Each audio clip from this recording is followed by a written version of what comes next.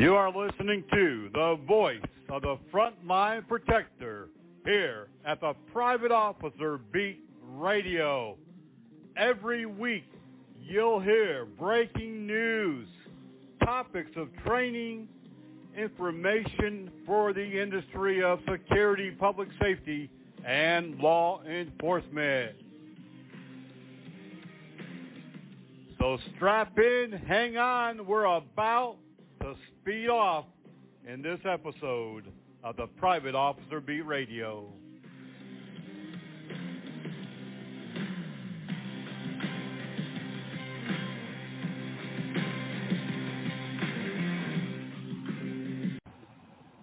Hello, everyone, and welcome to the Private Officer Beat Radio on this lovely Monday morning, June the 27th. The calendar says June, but with the heat that we have been having, it feels more like July or August. We are really in the thick of things, as they say. We're really in the middle of a very unusual heat pattern, especially in the southeast part of our country. We have had actual temperatures in this past week of 104, with heat indexes being as high as 114 and 116. We had a number of days that reached 101, 102, and that is unusual for any month, but especially so early in the year. This is extremely dangerous to everyone who works outdoors, and that includes private security and our public safety personnel. Fighting a fire in this heat, I can tell you from experience, is no fun, but it is also extremely dangerous, as oftentimes heat cramps set in. You can become overcome by the heat. Heat emergencies are not recognized as quickly as they should be. People often say, oh, I'll be all right. And they don't recognize the symptoms. So it is really important. We are really having probably one of the hottest summers on record in many places.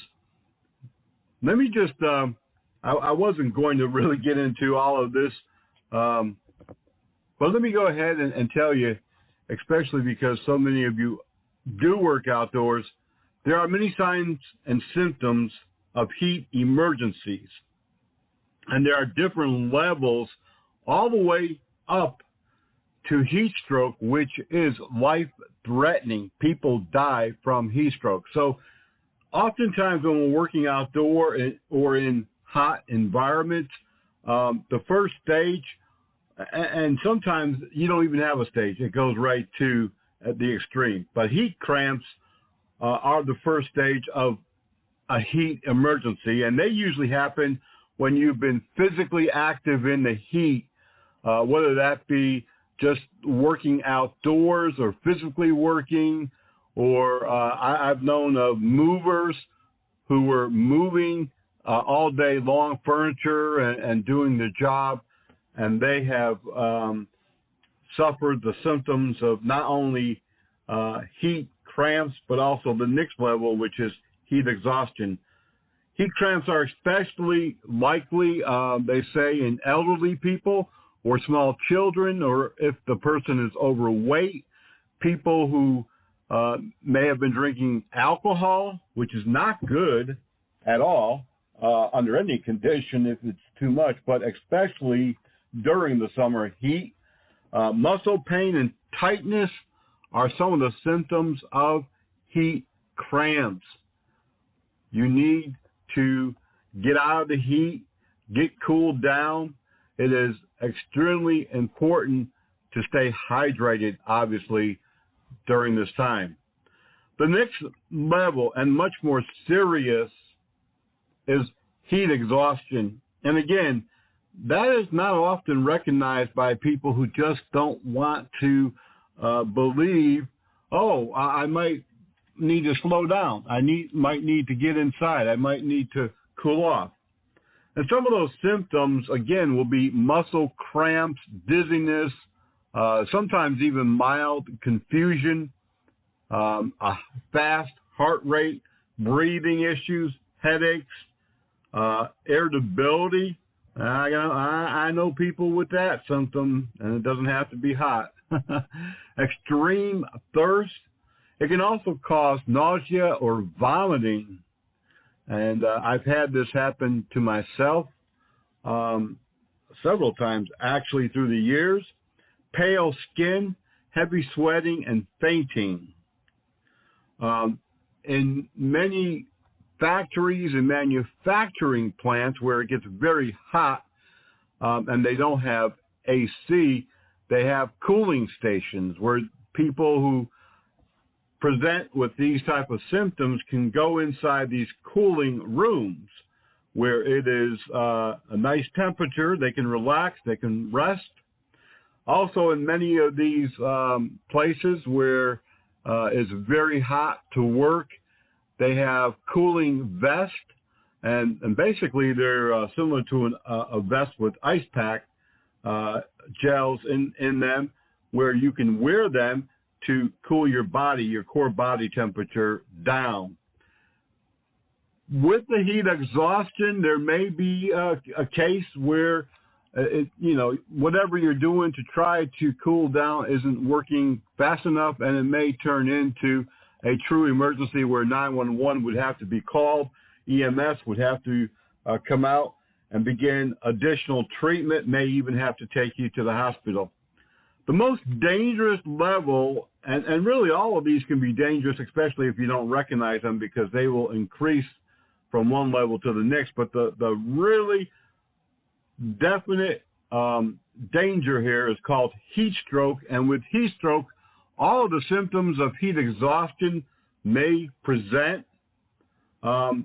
Your body temperature at that point will be about at least 104. You'll have irrational behavior. You could even have hallucinations, confusion. Your breathing will be rapid and shallow. It could have a weak pulse. It does sometimes lead into seizures. And if you're already prone to seizures or you take seizure medication, this is definitely dangerous, life-threatening. So it's important to recognize this as quickly as possible. You will, more than likely, during a heat stroke, you could have a loss of consciousness. You will be in dire straits, as they say. Your skin will be dry. That is another sure sign that this is heat stroke and not just heat exhaustion. Oftentimes, during heat exhaustion, you have heavy sweating, but during heat stroke, your skin is actually dry. It is not uncommon for people to get themselves into this situation and not solely recognize what was happening all along the way. A person who is experiencing heat stroke might have very dry skin because of dehydration. And again, a sure sign is that the person not only is overheated, but they're confused. They have a weak pulse. They may lose consciousness. They may have seizures. They have dry skin. That is a heat stroke. 911 must be called. And an ambulance will immediately, in the field, begin treatment to try to reverse that and get that person to the ER as quickly as possible. Heat emergencies can occur under various different scenarios. You've exercised too much in the hot weather. You've been confined or trapped in a place that's very hot, such as a car. You have been working in a very hot condition, a factory, a manufacturing plant. especially if you have other medical conditions already or you're overweight, this really could be a extreme time for you. And I can tell you, listening from our own county fire calls in the past week, many more heat-related emergencies.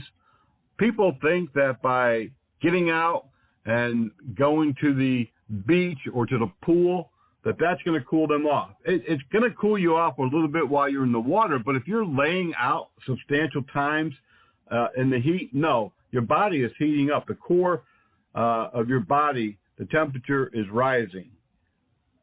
You definitely need to be cautious. You need to hydrate. One of the things that I did when I had multiple security company offices was during the summer, all of my supervisors and managers had coolers in their vehicle, and we would run cold water to our patrol officers and security personnel, and we would make sure that they had plenty of water, that we had cooling towels. These are prepackaged towels. We had several other methods of staying cool. It's no joke. If you do have heat exhaustion, you can obviously move to a cooler area out of the direct sunlight, loosen your clothing, apply cool, wet towels to your face, neck, chest, and limbs. Maybe, a fan would work. Obviously, you want to drink some cool water or sports drinks, but you do not want to drink caffeine or alcohol. And you want to drink slowly. A lot of people gulp it down. That is not going to help anything at all. With a heat stroke, let me say this again, it is life-threatening. You need 911 to be called. You need an ambulance. You need paramedics to begin immediate treatment and to get you to a ER where they can prevent that heat stroke from going any further into convulsions or loss of consciousness. This is really nothing to play with. I know that we mention the weather a lot on this radio program, but there's a reason for it, because the weather can be deadly, and obviously our security personnel and frontline responders do work in the heat, the cold, tornadoes, all sorts of weather, and we want them to stay safe. Well, last week we did cut the radio show short. I don't know if you knew that or if it just kind of flowed. I did go back to listen to the recorded version, to the streaming version, and it sounded okay. But honestly, we did cut the radio short about 30 minutes. We did not cover the news. We did not cover a few other topics that was in the lineup. For those of you who are longtime listeners, you know that I've said this before. The people here at the office, we don't just turn on our gear and we begin broadcasting. We actually prepare every week for our radio shows. We have from the legal side, the LP Zone, our weekly private officer beat radio, and now we have several other radio shows in production that will come out soon. This is a full-time gig in and of itself. We do a lot of work pre-radio show. We search out the topic. We search out the news of the week. We have to look at what our conversation is going to be. I've had so many people over the years ask, well, how do you just keep on spewing stuff out? I've never heard somebody who can really put so much together in a short amount of time. And you listen to some radio hosts, and they're and a lot of filler words, and I try not to do that.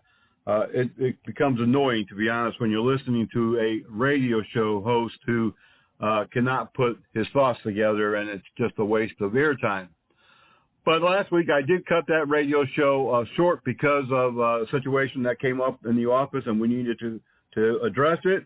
This week I can tell you that we have an exceptional radio show because, and I've invited some friends of mine to participate. I'm not sure if they're going to call in or not. But this week, we're going to be talking about private security becoming technologically driven. Technology is driving a lot of different businesses. It certainly has been driving private security more and more during the years, even though many companies are resisting it. They're staying static. They're staying status quo. But I've been discussing this for years. In my recent active shooter programs, we're talking about mitigation and the way that we can mitigate and prevent crime is using today's technology. I talked about a few months ago about real-time intel centers, real-time dispatch centers. This is what we're moving toward. I am working with several companies right now who have monitoring, electronic monitoring stations and alarm companies, camera systems, and we're putting together something that will be unheard of in the security industry. Will the security industry get behind it? That is yet to be seen. But today we're going to be talking about technology, but specifically LPRs, license plate readers, license plate reader recognition cameras, how they can be used, how they can be taken advantage of. Many people still do not even know what they do or what they're for. They may have seen them through the years on police cars. They think, oh, they're running a license plate to see if we're wanted, but there's a lot more to it. Security companies in some areas have now gotten behind that technology. I mentioned a number of years ago about several malls that use the LPR in their mobile patrols, as well as on fixed locations and how they are using them. This technology is part of mitigation, part of mitigating problems before they happen. So we're going to be talking about that in the bottom half of our radio program. We're going to dedicate a long amount of time to it. Last week, we told you about Mr. Wills. Mr. Wills, the security officer who found the doors open, taped open at the infamous Watergate location in Washington, D.C., and his demise and what happened with him. A number of people responded that they really appreciated that story. Some did not know about the fact that it was a security officer who initiated this whole investigation, but it certainly was. Again, it points to the fact how valuable security officers are if they do their job, the way that's supposed to be done. And we'll talk about that as well. We have a lot of breaking news as always, but we're very excited about this radio show. Remember, if you cannot catch it live, it streams all the time on the iHeartRadio network. We're on the Amazon Radio Network. We're any place that you can get or download music, podcast, or other radio programs. In fact, a couple of weeks ago, we were premiering right next to Nancy Grace. If you are familiar with her, our radio shows were being advertised on the same platform side by side. I thought that was pretty cool. But you can have your radio program play to you on demand. You can stream it. You can listen to it live. And you can go to our own platform, Blog Talk Radio, where the radio show is recorded as well. And you can listen to it 24/7. And it's also in the library. It's always available. Well, I've noticed that I've gone beyond my time here in my first area here where we were supposed to take a break about 10 minutes ago or so.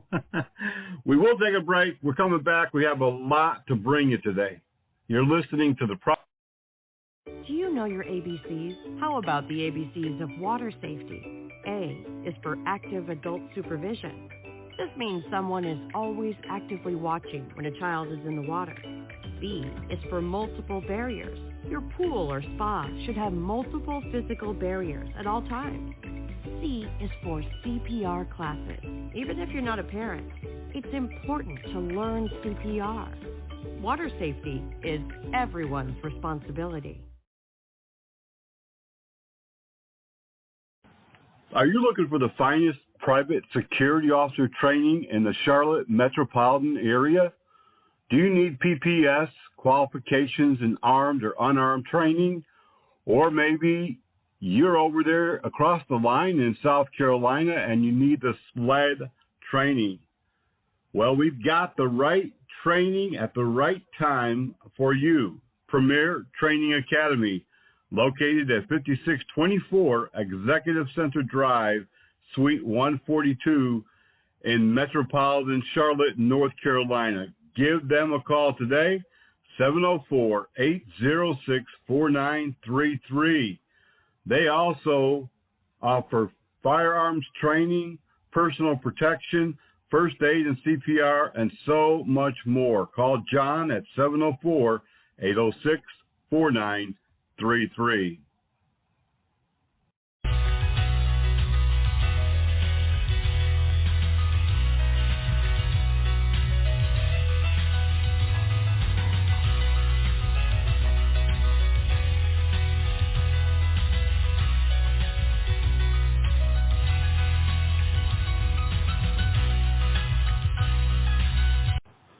All right, we're back right here on the Private Officer Beat Radio. Remember, you can join our conversations, be part of the action. Go to facebook.com/Private Officer International. You can be part of the communication on twitter.com/Private Officer. That is a platform used most often. You can also read our daily news at privateofficerbreakingnews.blogspot.com. We've had that platform for at least 15 years, and everything is still in its history. You can read all of the news stories relating to private security, public safety, going way, way back many, many years. One of the programs that we're currently producing and will be readily available, again, on all of our platforms, including several other locations where it will be broadcast and streamed. It's called Frontline Protector, where we're going to be talking not only about security and law enforcement, but about all of our frontline emergency personnel, including fire and EMS. We'll have interviews. It'll be a different format than here at the Private Officer Beat Radio. We'll have a lot more engagement, hopefully with our audience and with specific topic and maybe even a co-host. We're currently talking to a few people about co-hosting the program. This is going to be, I think, very interesting. We've had several people who, again, once they heard about it, they commented that this was going to be unique. They don't know of another similar podcast or radio show, even on the major networks, that talk, about all of the areas. And I'm going to tell you something else. We're really excited about getting out there, doing the memorial services. We talked about this in the last few radio shows, but besides doing the memorial services this time, we're going to be filming them. We're going to be also doing other filming while we're in those specific areas for our other up-and-coming shows coming this fall. We have a lot of things happening. You want to get involved? Contact us, helpdesk@privateofficer.com. Helpdesk@privateofficer.com. You might think I've had a little bit too much caffeine this morning, but that's not the case. Got a bottle of water, a little V8 juice. See, now you learned something else about me. But I am extremely excited about all of the things that are coming up, all the things that are new and unique. Yes, there are other security associations. I got a chance to talk with someone last week who was a director of a hospital conglomerate, a company who has about 80 hospitals or so. At one time they had even more than that. But we had a conversation about what's going on in the security world, and really it just points to the fact that security is in need of a lot more training, a lot more support, and definitely a lot more pay.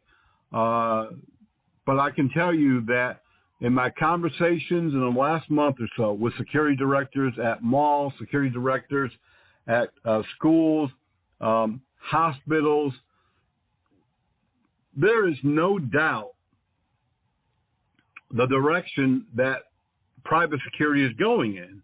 Unfortunately, many still don't want to see it, and they don't want to get involved in it because of the liability issue, because of the training issue. I get it. I hear it. I see it. I know it. But the fact is, as the world turns, as the way things are, we are not going to be able to just be static. We will not be able to just sit there on access control. Things are changing. I was telling someone last week in the security industry, a manager, that our clients want more from us, and they have for years. In the active shooter program, I talked a little bit about how courts are now looking at, in civil lawsuits, they're looking at what should the security company should have done. What should they have been training? I told you recently about a mall that OSHA fined the security company because their personnel had no active shooter training, and unfortunately it cost the life of one of their security officers. We have to look at our service a little different. We have to look at the fact that with the lack of law enforcement, with the issues of response times, with the issue of many police departments deleting, getting rid of some of the calls that they're going to go to. 3 weeks ago, I played you an audio from the Alexandria, Virginia Police Department. That's a very large area. Not such a big city, about 160,000, but a very large metropolitan, 6 or 7, 8 million people in the metro area. But he said, we're reducing the type of calls that we're going to. We're still going to take a report, but we're not going to respond to an officer. We're not going to actively, investigate, participate in certain crimes.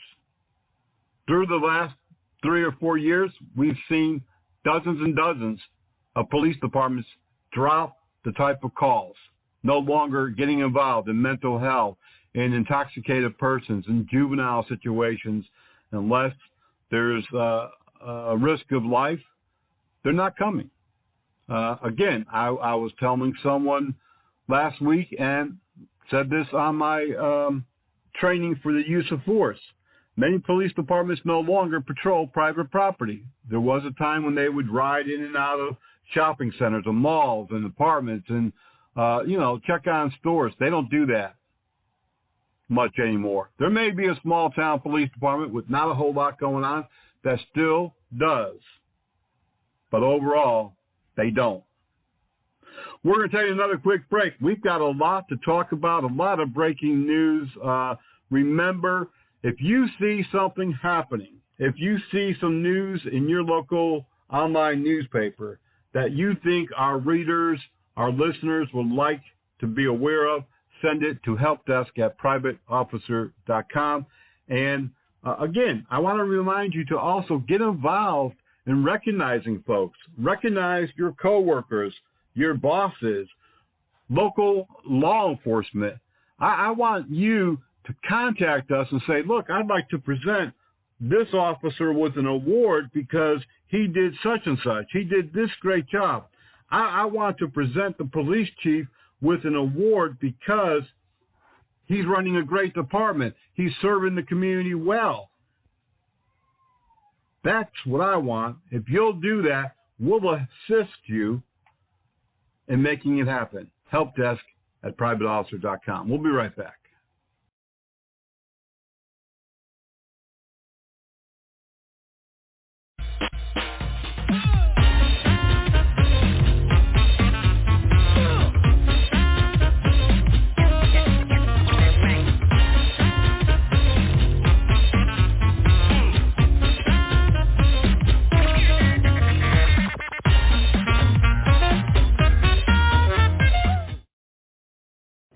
I was just going to the grocery store. Seatbelt violators, beware. I forgot to put it on. If you're pulled over because you've broken the law. Oh, it's so uncomfortable. And you're not wearing your seatbelt. It's broken, but I was going to have it fixed. No matter what your excuse is, you will get a ticket in addition to the ticket for your original violation. Click it or ticket? That's pretty easy to remember.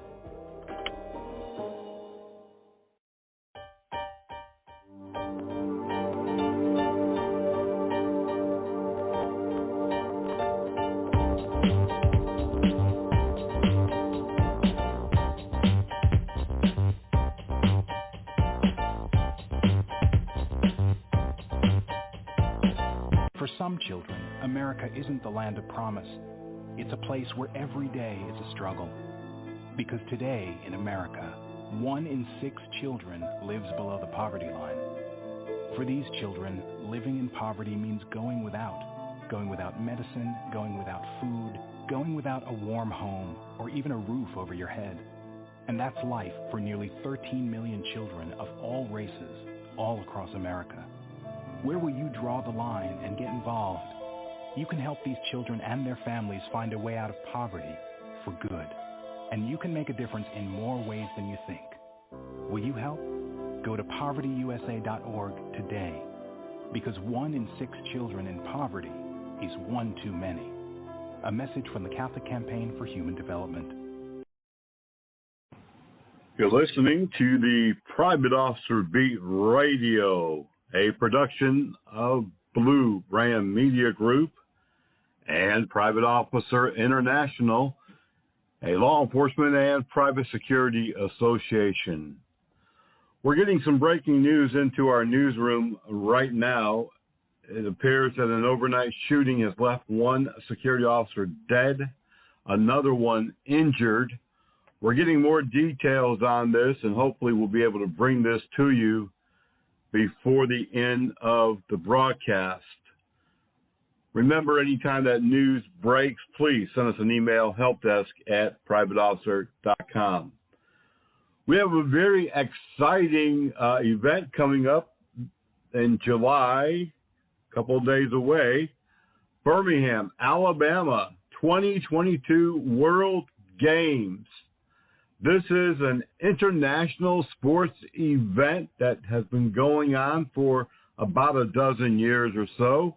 The World Games is an international multi-sport event meant for sports or disciplines or events within a sport that were not contested in the Olympic Games. People from many different countries all around the globe will be in Birmingham, Alabama from July 7th, which is a Thursday, through Sunday, July 17th. And guess what? Private Officer International and some representatives of our news staff and myself will be there for the whole event. We'll be interviewing and shadowing law enforcement and several different private security agencies that are working the event and working in the area of the event at hotels and other venues. This is being held primarily at the Protective Stadium, a beautiful brand new stadium that just played host to Garth Brooks. Garth Brooks was there about 3 weeks ago for a sellout concert. This is going to be a very exciting time as POI will use this event as a catalyst to kind of film some private security officers and other public safety personnel in action protecting life and property. We'll use some of that footage for a special about this special event, as well as some of the footage for our upcoming Frontline Protectors TV program. And if you're listening today or by streaming, you can contact help desk at privateofficer.com if you're going to be there at the World Games or if you're providing security there. Remember, you can also contact us anytime that you're going to be working, your company's going to be working or has a contract for a special event. We'd love to come out and do some interviews and also, of course, shoot some footage and as well as having you on our radio shows. This is really going to be a great platform. We're excited and can't wait for all of that to happen. We're going to be involved in so many things that retirement isn't even a word that I'm going to have to consider because I'm telling you, I've got so many things on my plate right now, and I wish I could kind of share all the things that's happening behind the scenes, but between Private Officer and the security business and Armor College and our schools and just different things that's happening, it's very exciting. Don't miss out. You can participate right now. You can be part of our virtual museum project that is still underway. Just really devote a few hours of your time each month. We'll tell you how to do it. You could also be on an advisory board, which kind of steers POI in the direction of maybe a new avenue of reaching folks. We have a benevolent committee where you can reach out and help those who have been injured in the line of duty and so much more. Contact help desk at privateofficer.com. We have, like I said, so much happening here at the POI company. Many times people just don't think that they have the time to get involved. But we're not asking for 40 hours a week. We're only asking for a few hours a month to help the security industry. And right now, we're looking at ways of keeping people safe. We're even looking at legislation that would make it a law that security officers be issued body armor. We're looking at a number of different things. Our chapters, we have had chapters throughout the year. We're going to kick off our new chapters again in September. If you would like to open a chapter in your area, please contact helpdesk at privateofficer.com. We will send you the application and the information necessary to get that established. Like I said, we have a ton of things happening at Private Officer. Today, in our topic, when we get through the news, that is, we're going to be talking about LPRs, license plate readers, and private security becoming technologically driven. It's happening. It is happening. People in the security industry, maybe not at your company, maybe not at, where you work, but across the country and around the globe, we're seeing security companies in other countries way far more advanced in technology use in security than we are. So we'll be talking about license plate readers and how they can effectively help you to mitigate, to prevent, to control crimes on your properties. We're going to take a quick break. When we come back, we got the breaking news lineup, and then we're going to be talking about these license plate readers and the value that they bring to the security industry. Who knows what a child will grow up to be? It's one of the coolest things about kids. The unknown, the potential, the chance to do or become whatever they can imagine. But what if something happens during childhood that stops them from reaching that potential.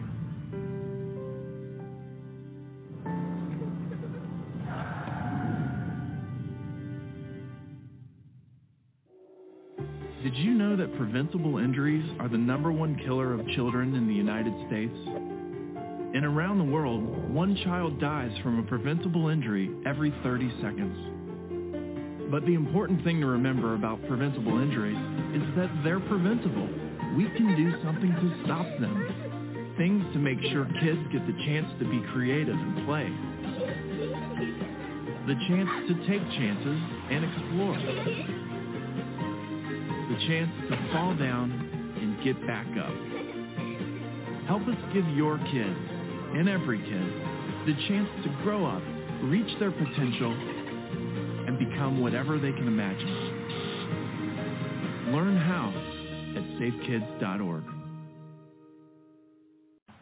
Body Armor USA, we've got what it takes to protect you. Whether you're looking for the top quality protective armor or protective clothing, stab-resistant vest or gloves, contact my friend Ben over at Body Armor USA. Give him a call, 516 area code 817-1666. Again, that's area code 516-817-1666. Body Armor USA, we've got what it takes to protect you. No doubt about it.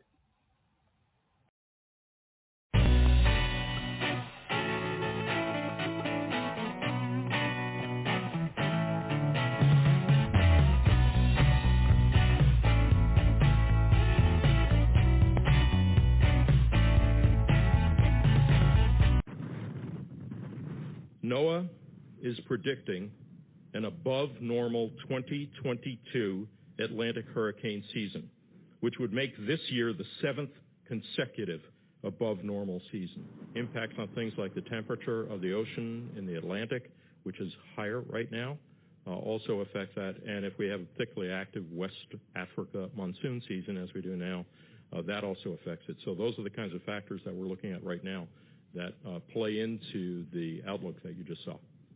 NOAA uses a range rather than a specific number to account for some of the uncertainties in making these forecasts. They're made based off of measurements of the ocean, measurements of the atmosphere, and we don't have exact measurements of those on the entire planet all the time. There's a lot of uncertainties in that. Forecast ACE range, the accumulated cyclone energy, that's a total measure for the entire season, which accounts for both intensity and duration of tropical storms and hurricanes. That's forecast to be 115% to 200% of normal. So it could be as active as twice as normal.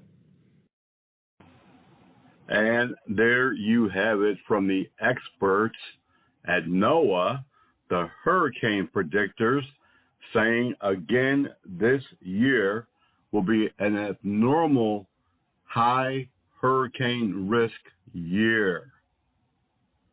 Third year in the row that we're expecting major hurricanes, multiple major hurricanes, to make their way from the Horn of Africa up the Atlantic Ocean into the Gulf, and anyone living along the Atlantic or the Gulf will again be targets of not one possible hurricane, but several major hurricanes. Disturbances, it all begins down around the Horn of Africa. It starts usually as a wave or a tropical disturbance. A tropical depression comes next, a tropical storm, and then a full-fledged hurricane. Now, as of this moment, as we speak today, there's currently 2 disturbances that they're already watching this early into the season. Hurricane season begins in the first day of June. It runs deep into November. They're already looking at 2 different disturbances. One of them is predicted to become a tropical storm in the next day or 2, and the second one could very well follow right behind it. So if you're working in loss prevention, if you're working in uniform security, if you're working as an EMT, as a police officer, and you're going to be out in the weather, you need to be prepared, especially along the Atlantic Ocean and the Gulf Coast. And it's not if it's going to happen, but according to these professional predictors now, it will happen numerous times this year. There'll be tropical storms, which can be pretty dangerous. They can bring winds of 70 miles an hour and flooding, and they can take down trees and power lines just like a hurricane.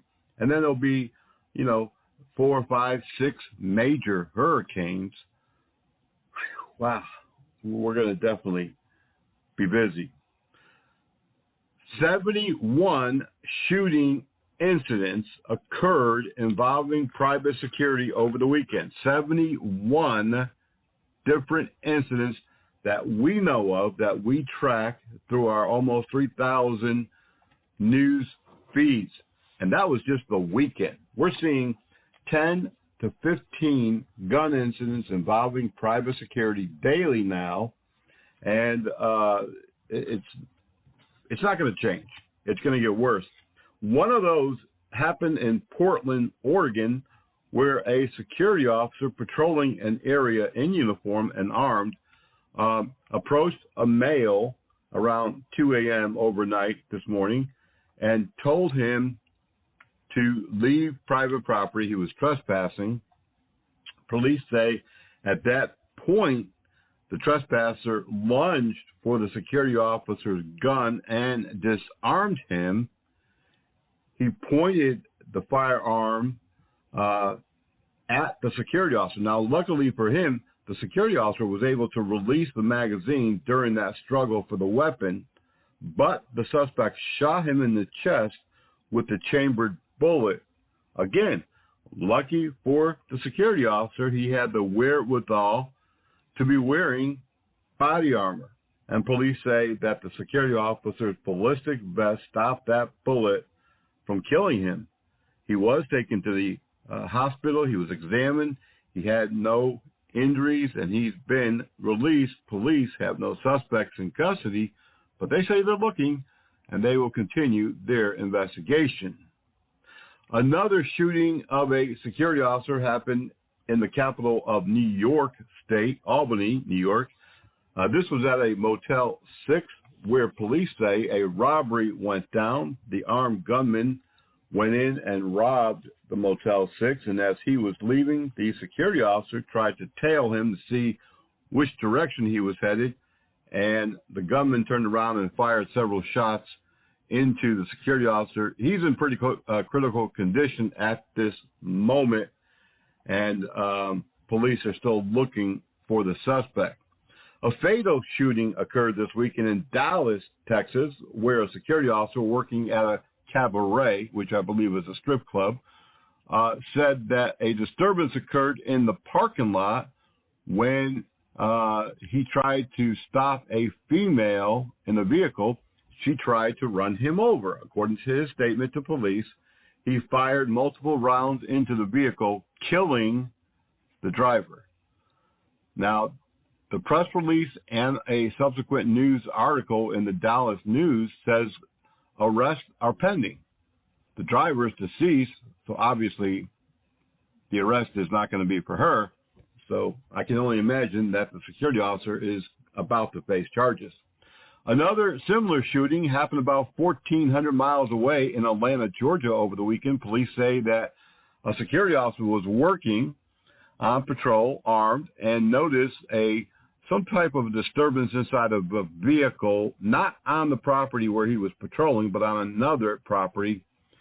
He saw a woman then pull out a handgun and point it at the man that was in the vehicle with her. Police said the security officer, fearing that someone was going to be injured, ran over with his gun out and began shooting into the vehicle. Both the female and male were shot. They are not facing any life-threatening injuries and are expected to recover, according to the press release. However, again, the article says charges are pending. I can only assume that the security officer, they believe, did something wrong. I don't see it myself, but I wasn't there. Also in the news, another security officer shot. This was during a disturbance at an apartment in Houston. 71 gun incidents. And as I stated earlier in the show, we just got a report of a security officer killed overnight, a second one injured. We are still looking to get more details on that. Summertime is, the time of year when incidents like this happen. More security officers are out on patrol, more people are out, and there's going to be more incidents. All that I can say is training, training, training.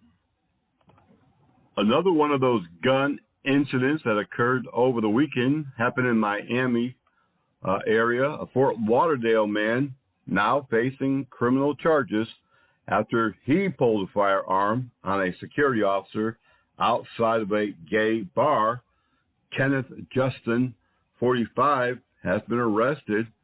Police say that he got into an exchange of words with the security officer on duty. The verbal altercation soon changed to a violent exchange, whereas he pulled a gun on the security officer. He's facing charges of having the firearm under the influence of alcohol and assault as well.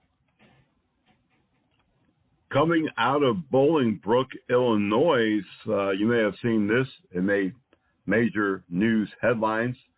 WeatherTech, a pretty well-known company, one of their employees has been charged with murder and 2 counts of attempted murder for shooting other coworkers.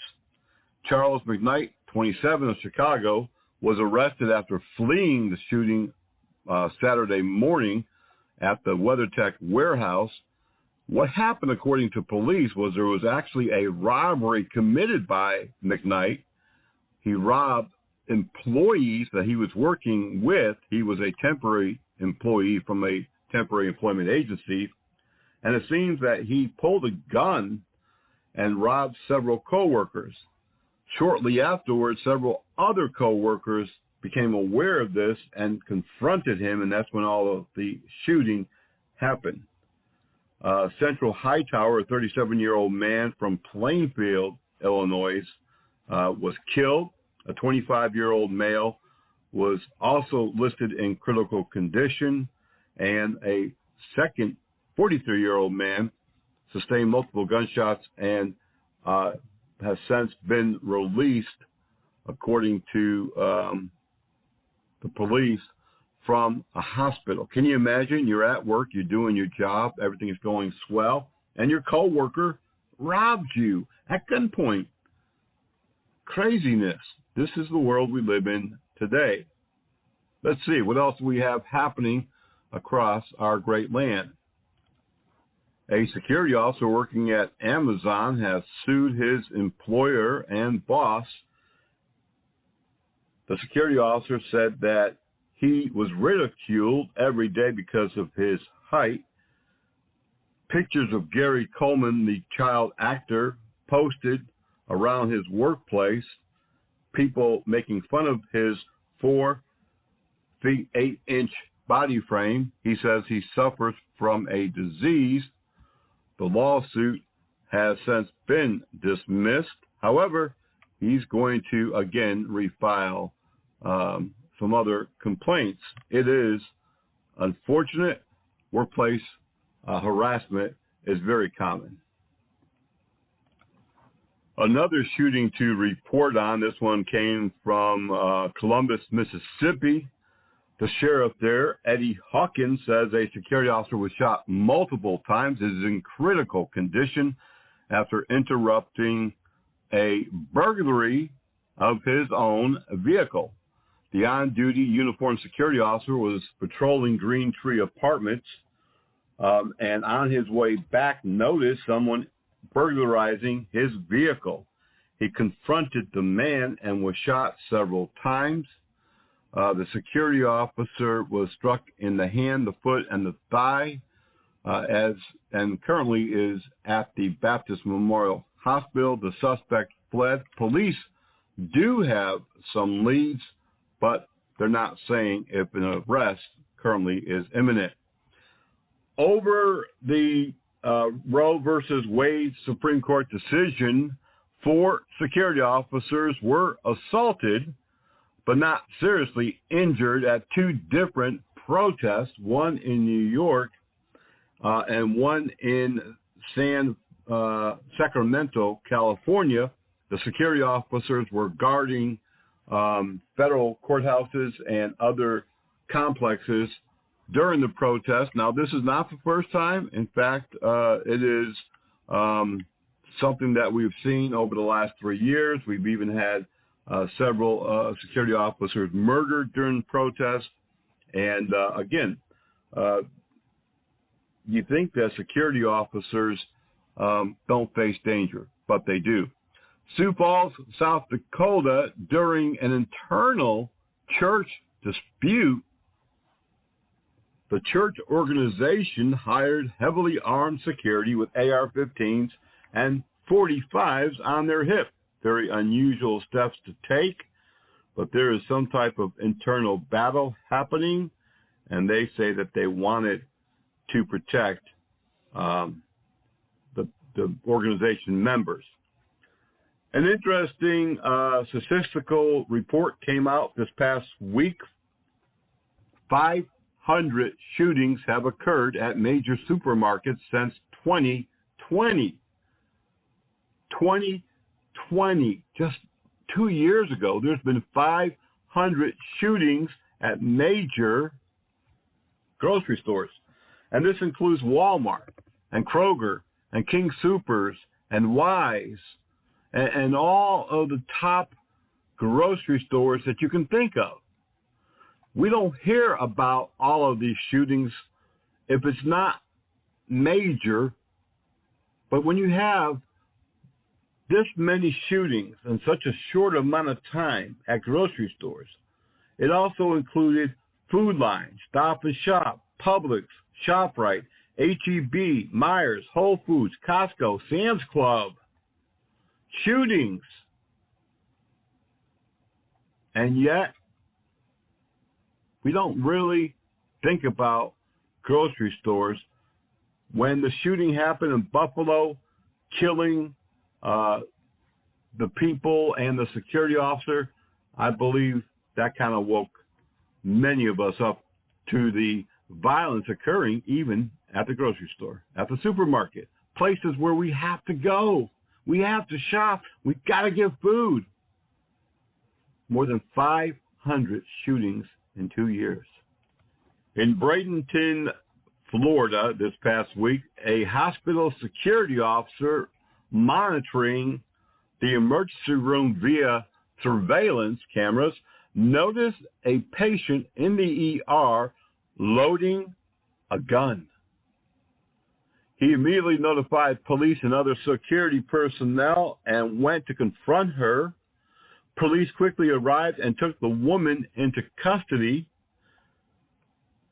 Jamarca Elisa Leverett Chapman, 37, not only had a gun, a semi-automatic, but she had 58 rounds with her. She was quickly handcuffed and arrested. However, police don't know why, and she's not saying what that was all about. In Jackson County, West Virginia, the sheriff there says deputies will be in every hallway when school resumes this fall. And again, across the country, the defund the police and the goodbye to SROs is being reversed.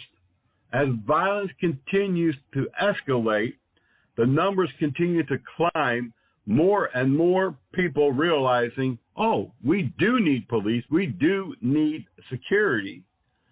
Many cities, as I've been mentioning for several weeks or even more than that, are putting security on patrol because of the lack of law enforcement and the increase in violence. A security officer was also threatened with a knife. This happened in the Bronx, New York. A man got into a confrontation with security, and fortunately for the security officer, he was able to defend himself. One suspect has been arrested. In Cortland, New York, a man there arrested after he hit police officers and hospital security officers during an incident at the emergency room. No serious injuries, but a security officer was injured, the report says. He sustained a minor injury. Another security officer did, however, sustain a concussion. I would say that's pretty serious.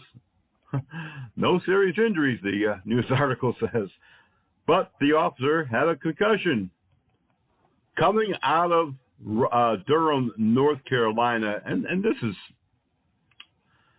just another sign of the times. A shooting occurred in January at Duke University Medical Center, a major hospital connected to Duke University. A prisoner was there when he got a hold of the police officer's gun who was escorting him. A shot or two was fired. Duke University police was notified to respond, which they did, and they fatally shot the person and killed Rashawn Stephen Jones. Now, this happened, like I said, in January. Here it is, June, 6 months later. The district attorney for the Durham County has put the blame on the police and not the suspect. And I'm going to mention this because this is the fact. African-American district attorney, African-American suspect, and all white cops. Tell me that race didn't play into the statement that the district attorney made. She said if the police had not brought guns into the ER, into the emergency department, the ED actually, the shooting would never have happened. Again, instead of putting blame where blame should be, the blame is being put on to the police officers just doing their job. And we're seeing that in many cities where crime is just skyrocketing because DAs are soft. DAs want to give everybody the benefit of the doubt, and they want to give everybody a second, a third, a fourth, a fifth, and a 20th chance, and that's causing severe violence. Murders are up, robberies are up, muggings, rapes, every area. Sure, there's a few outliers in our country where crime isn't rising as quickly. But I can tell you that in many areas, crime is rising fast. Security is now taking, position where they have to defend themselves over and over and over and over and over and over again. A man in Orlando, Florida has been arrested after he brought a handgun with 48 rounds of ammo into Walt Disney World. Again, security stopping him for acting suspicious. They asked the man in the parking garage what's going on. They discovered he was armed with a Glock handgun. They called police. They secured the man. They found more ammunition.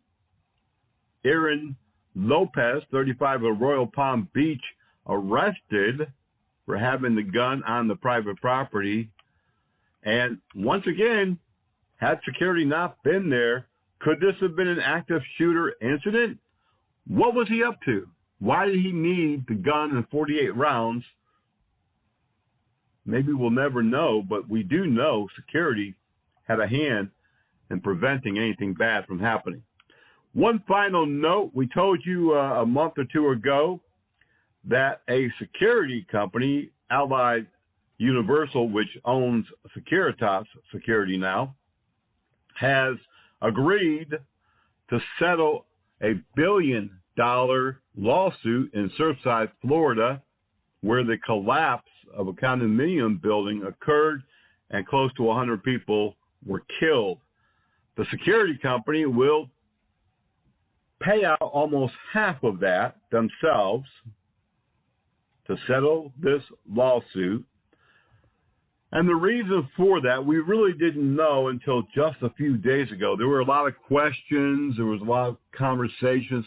Why would the security company be responsible? Well, now we know, because now that they have agreed on the settlement, according to the news, there were more than 140 attorneys involved, over $100 million in attorney fees and costs, 34,000 billable hours from attorneys, and it all boils down to this.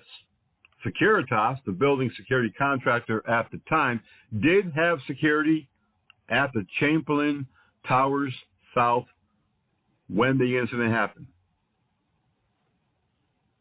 But one of the things that they point out was there was a system within all of the condos that if you press a button, it would be an ear-splitting shriek in every condo, kind of like a tornado warning, very, very loud, or a fire alarm. But Securitas failed to train the security officer on duty how to push that evacuation button, and so she never did. Although she herself was injured, and she herself did participate in several rescues from the rubble, unfortunately, she knew nothing about that evacuation button. And so Securitas was found to be negligent and responsible, along with a contractor next door who is building another high-rise.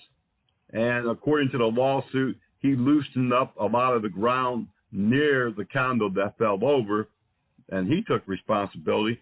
And a number of other companies took responsibility. But Securitas took the majority of the responsibility because they failed to do one thing: train the security officer what the button was for, when to use it, and how to use it.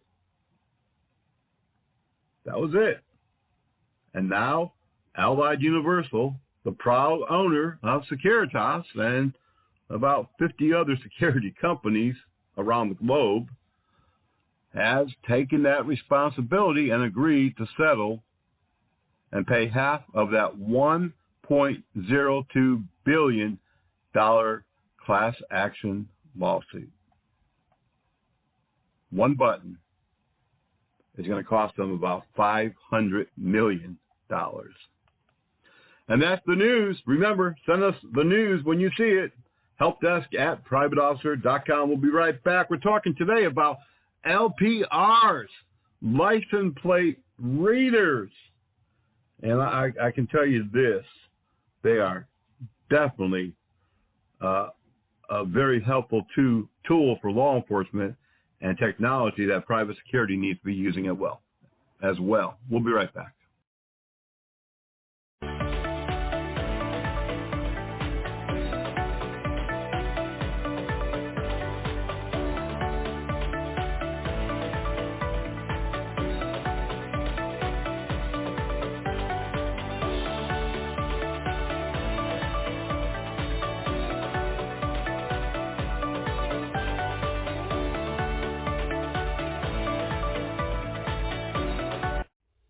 Think about everything that you save.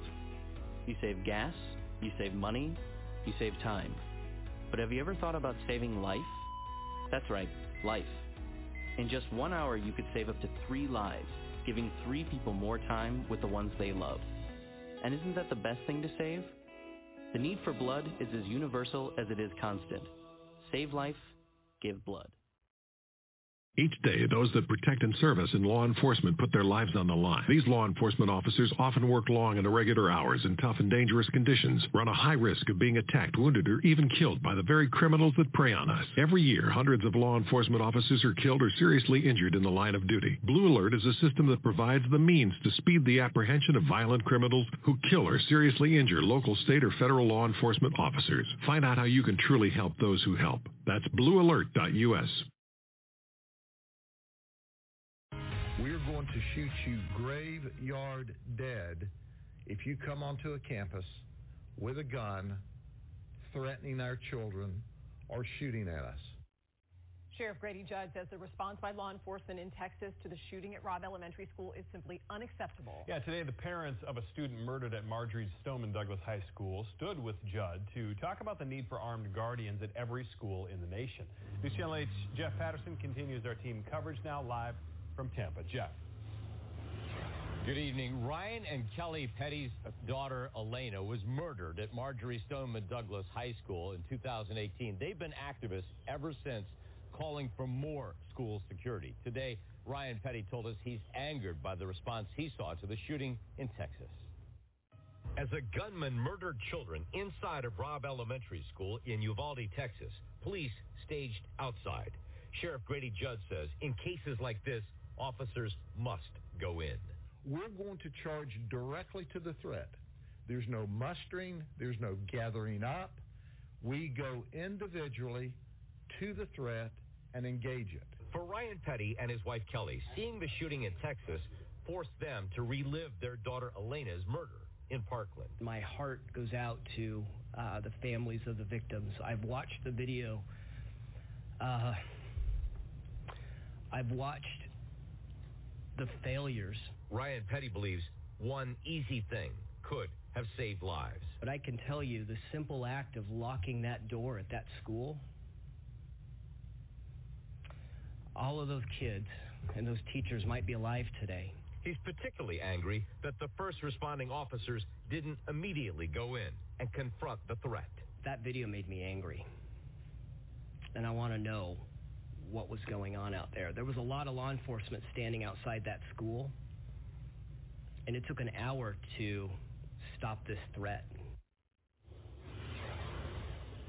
Sheriff Judd says his deputies trained to go towards an active shooter. He says that's not easy because you never know what's going to happen. But Sheriff Judd says that's why they train so hard. Coming up at 6.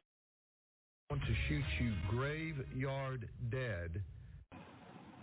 Welcome back to the Private Officer Beat Radio.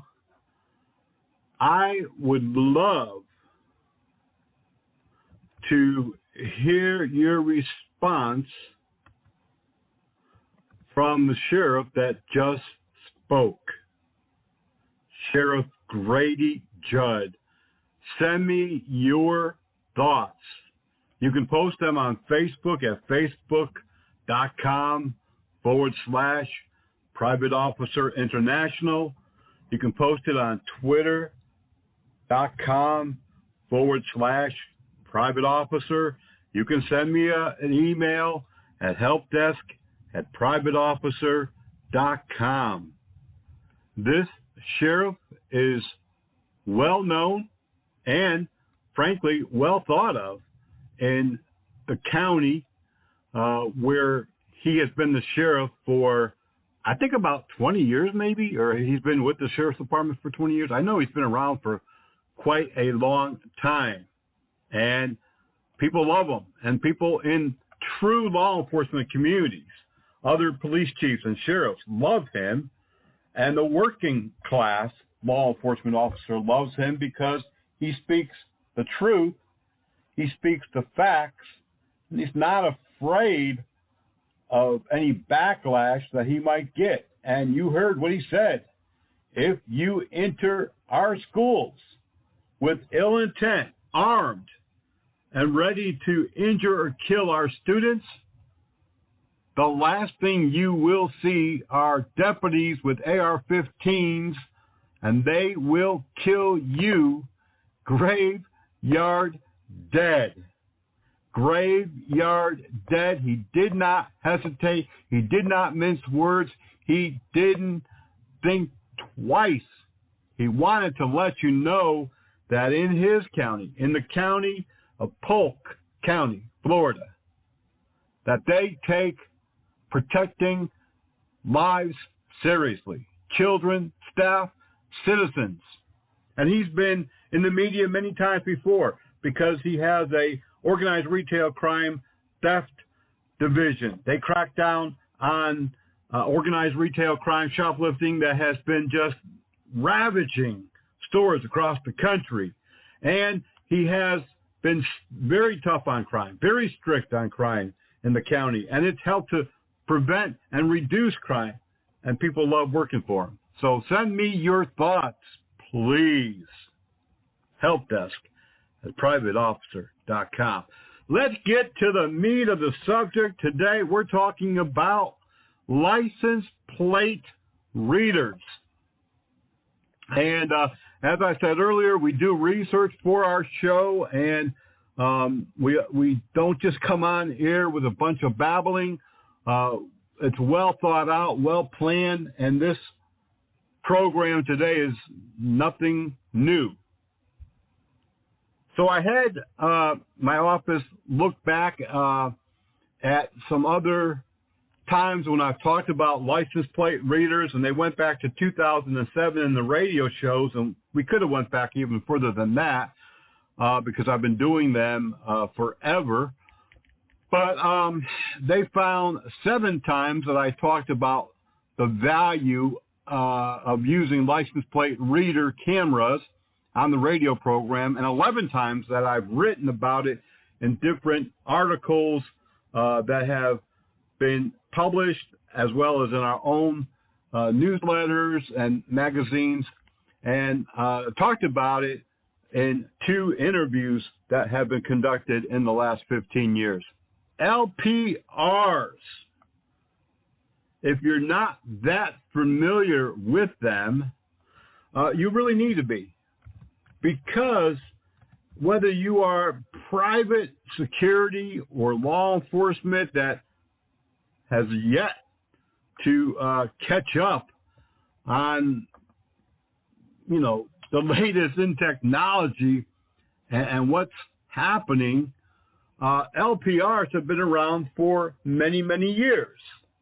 And they have been valuable for many law enforcement agencies and private entities alike.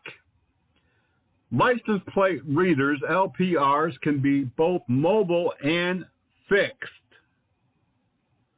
And what that means is it can be attached to your vehicle, and it can also be attached to light poles or other fixtures, and it can also be on some type of movable platform, whether that be a trailer or some other type of, mobile device. For instance, in Mount Juliet, Tennessee, they've had a fixed system for several years now. In the first couple of years, they caught almost 100 stolen cars. They captured a number of wanted felons, serious crimes. And although the devices that they're using are small and discreet, they play a big part in protecting their community.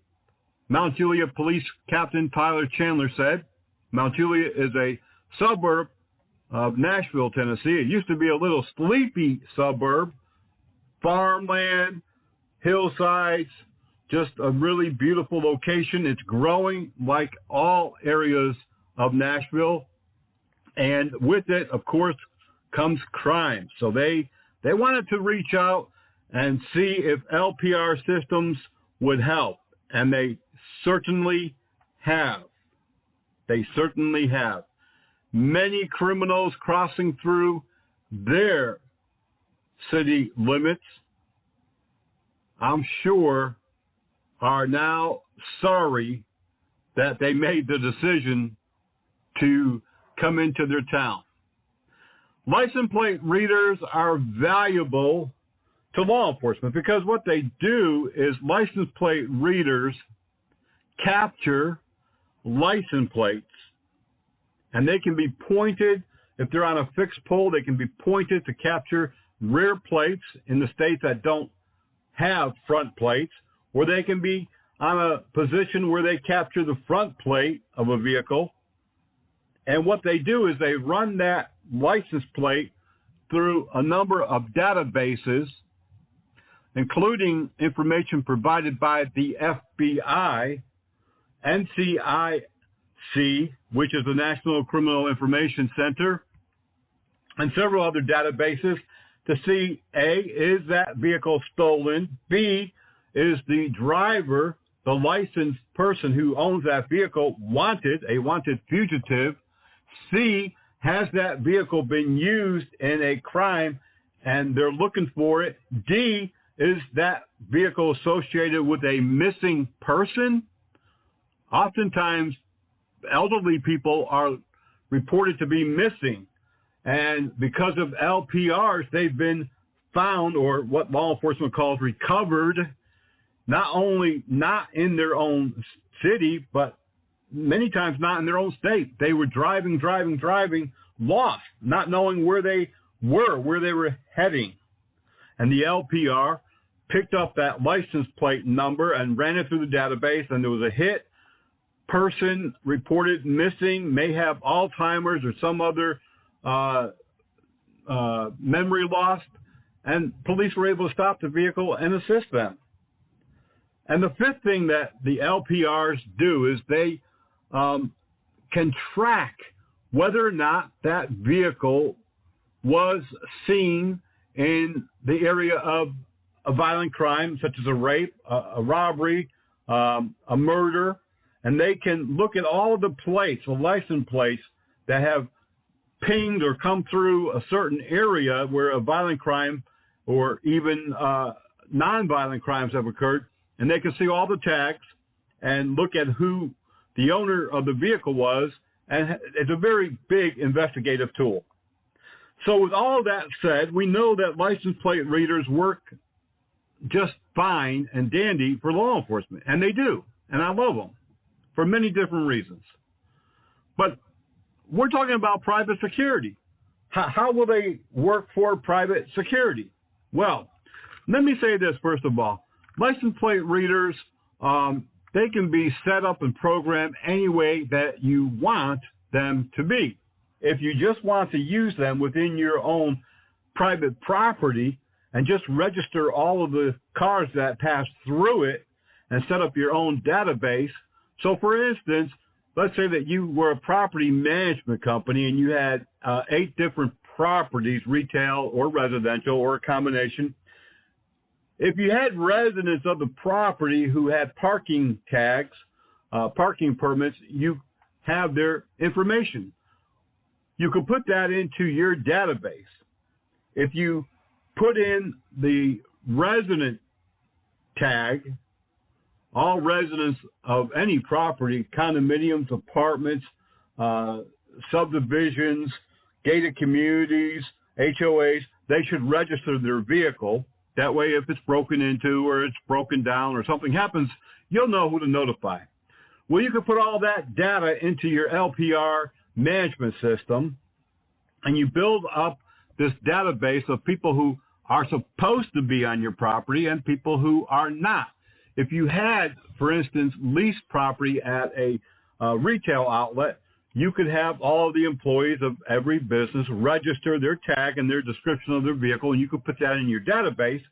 And that way, if it's left overnight in the parking lot, you know it's not an abandoned vehicle. You know it's not a vehicle that's been stolen, but obviously your information will tell you that this is one of the employees of the store. Maybe they left and got a ride with somebody else. Maybe the car did break down. But either way, you'll have contact information and you'll know who it is, who it belongs to. If the vehicle doesn't belong there, you'll know that too, because it won't be in your database. So when that license plate reader picks up on the vehicle tag, it will come back no hit. And that will tell you, oh, this is not a resident of the property. It might be a visitor, I'm not sure. In the case of a gated community or an HOA, oftentimes they have limited parking, and so they don't allow parking on the street. They don't allow parking without permit. Many apartment complexes and condominiums also have a parking control system where they issue a parking permit to every resident. And so you put that information into your database, and now when a vehicle comes through the main entrance and there's no parking tag, no parking permit, right away you know this person is either visiting or they don't belong here. In California, one of the area's largest real estate companies that operates malls and retail centers has collected data since 2017. They've used LPRs throughout their property. In fact, there was some concern a number of years ago because the company was using a similar program company that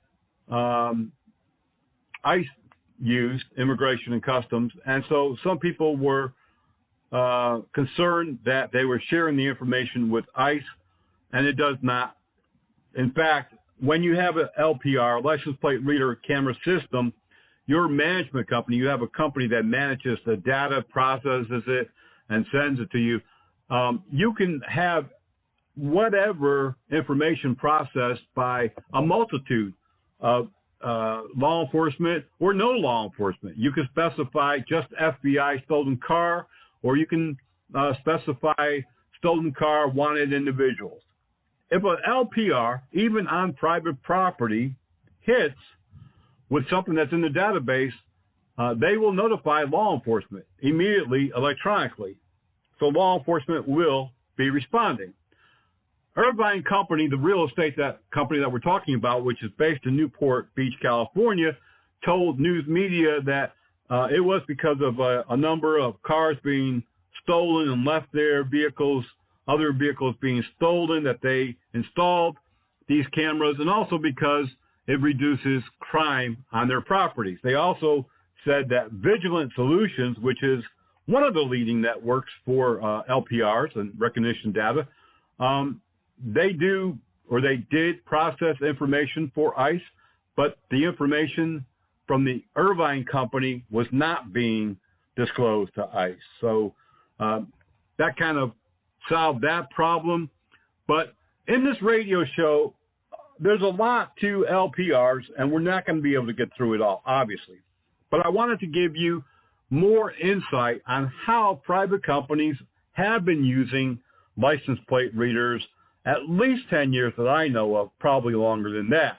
Irvine says that their portfolio includes more than 550 office buildings, 40 retail centers, 125 apartment communities, 2 hotels, 3 golf courses, and 5 marinas. Primarily in Orange County, California, with some in LA County, San Diego, Silicon Valley, Chicago, and New York City. But let me say this, they are not the only shopping center or property management company that has been using LPRs to benefit them. In fact, I first found out about LPRs being used at shopping malls probably 8 or 9 years ago. This was in New York, and then shortly after that, I found a company in California that managed malls and other properties as well, and they too were using LPRs to track vehicles coming in and out and building their own database of who is supposed to be there and who isn't. Command Security Group, a private security company with offices in multiple states under different names, they said that they have been using LPRs since 2009, and they have them in their patrol vehicles as well as on some of their clients' properties. They collect data, and their information company that they use compare it with wanted persons, as well as an in-house database, which they say consists of persons that have been trespassed from various properties, persons who have been arrested on the property, suspicious persons or vehicles that have been tracked at different incidents, and other information that they've built within their own in-house database.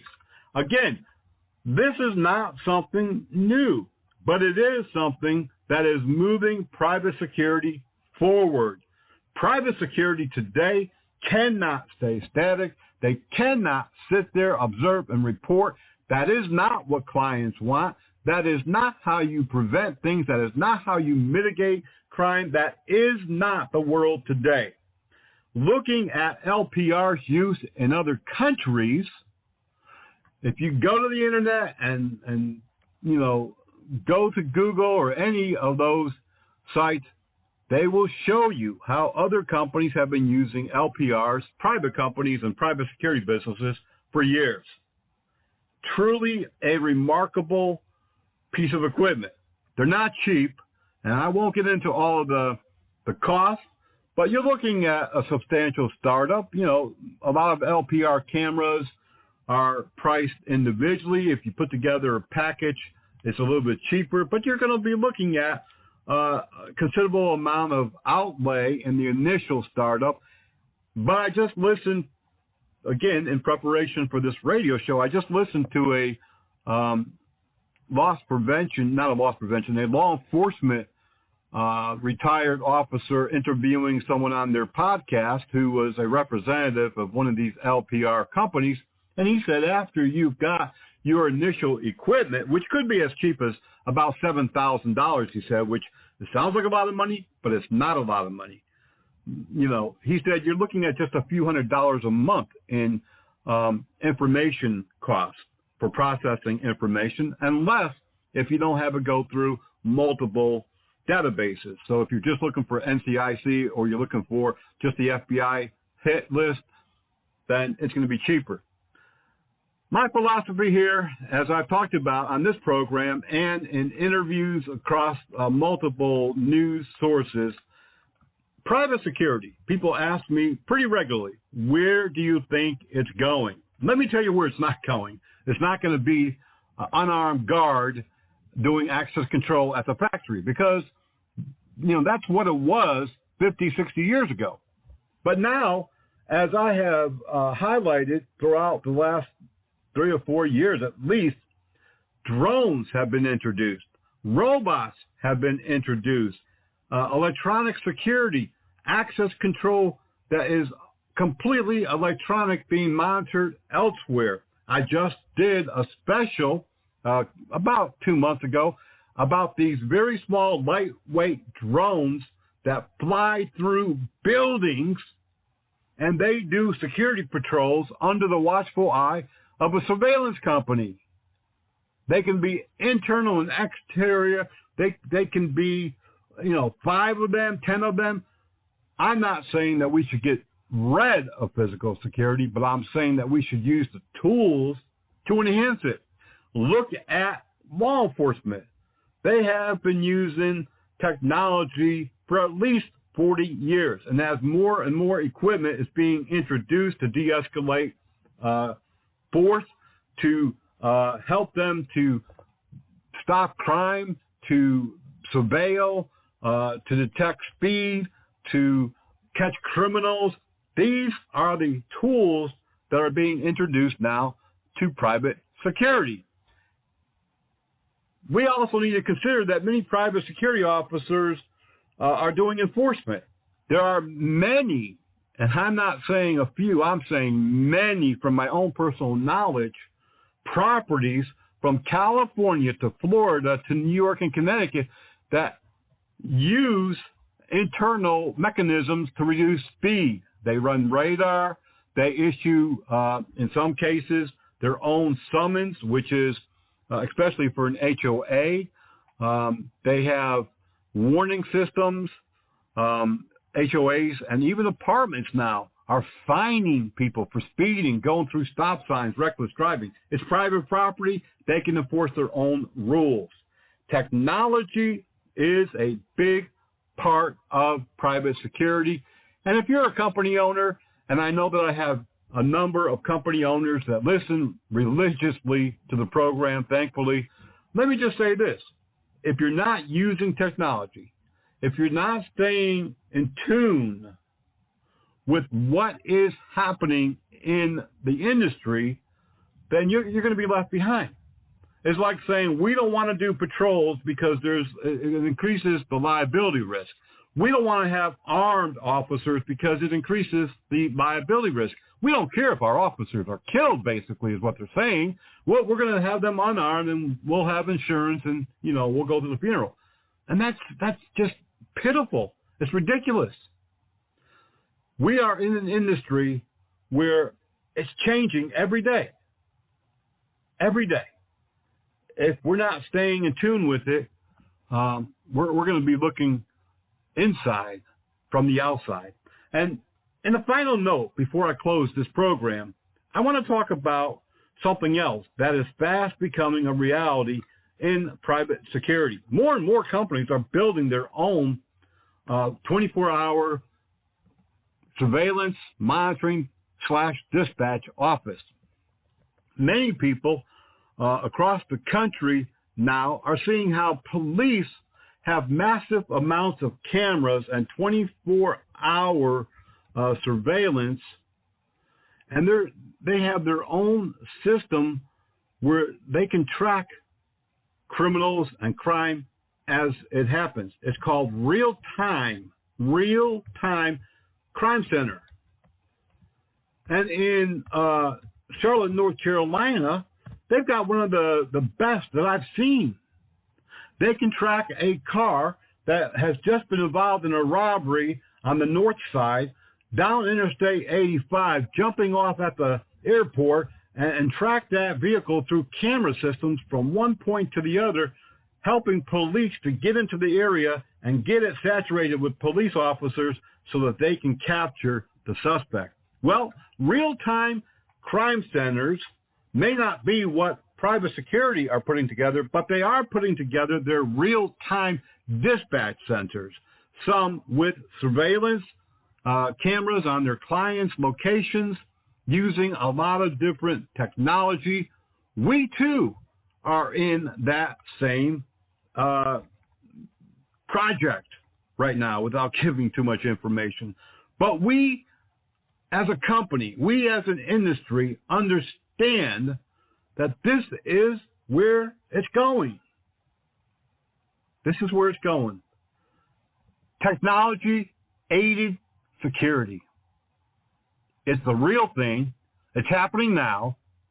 It's time to catch up with the train before it leaves you back at the station. Hey, that's going to do it for this week's show. I hope that we enlightened you, inspired you. I hope that we have talked about a tool that your company will at least look at, because if you set it up at a client's property, whether that be a shopping center or an apartment complex, I guarantee that in a short amount of time, it's going to pay for itself. Send me an email, helpdesk@privateofficer.com. Let me know your thoughts. Check us out on Facebook.com/Private Officer International, or on Twitter at Twitter.com/Private Officer. That's all for today, folks. Hope you all stay safe, blessed, and we'll see you back here on the radio.